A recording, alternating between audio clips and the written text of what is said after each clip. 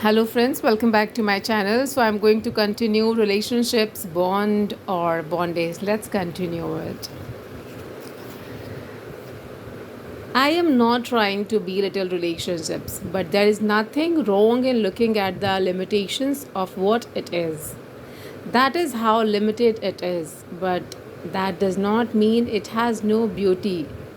Suppose you look at a flower. The flower is so beautiful, but if I just crush it, it will become pieces and then become manure in 2 days.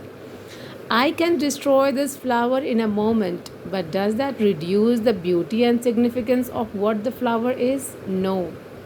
Similarly, your love is fragile. Don't believe fanciful things about it. At the same time, I am not denying the beauty that is attached to it.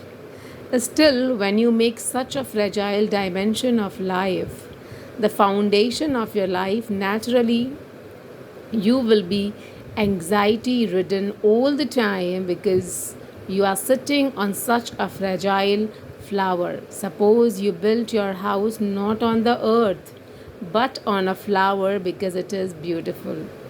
You will always live in fear. If you built your foundations on the earth and looked at the flower, smelt it, and touched it, that would be wonderful. But if you built your house on the flower, you are constantly in fear.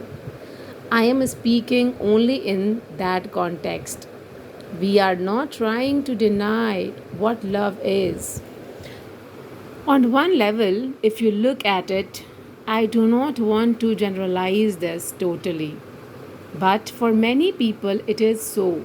Love is just one more need without which they cannot live. As the body has its needs, the emotion has its needs.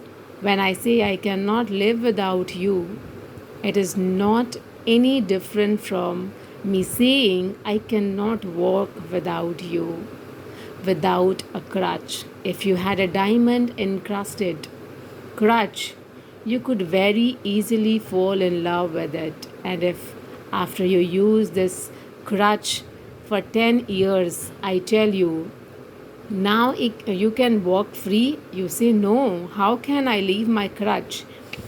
There is no life sense in it. This is the same thing. In the name of love, you make yourself so absolutely helpless and incomplete within yourself. Does it mean to say there is no beauty and no other dimension to this? There is. There have been many people who lived in such a way that they could not exist without the other. If it really becomes like that, that two beings have become like one, that is wonderful. This happened to a king in India. He was in Rajasthan. He had a young wife who loved him and was totally dedicated to him. But kings always had a whole range of concubines, so he thought it was quite silly the way she was deeply engrossed in him. He was amused and he liked the attention, but sometimes it was too much. Then he would shake her off a little bit and carry on with many others, but the woman was totally dedicated to him. So, let's see. The king and queen had two talking maynas, which are tropical birds that can speak better than parrots if you train them.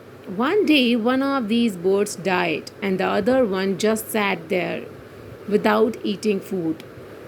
The king did everything possible to feed the bird, but the bird just would not take in any food and died in 2 days' time. This somehow touched the king. What is this? It is natural for any life to value its own life first. But this bird just sat there and died.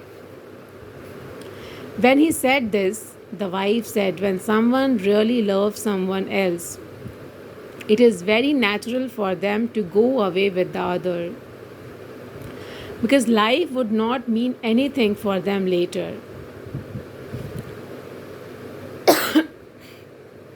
Sorry. Thank you so much, friends, for listening this story. I'll continue it very soon.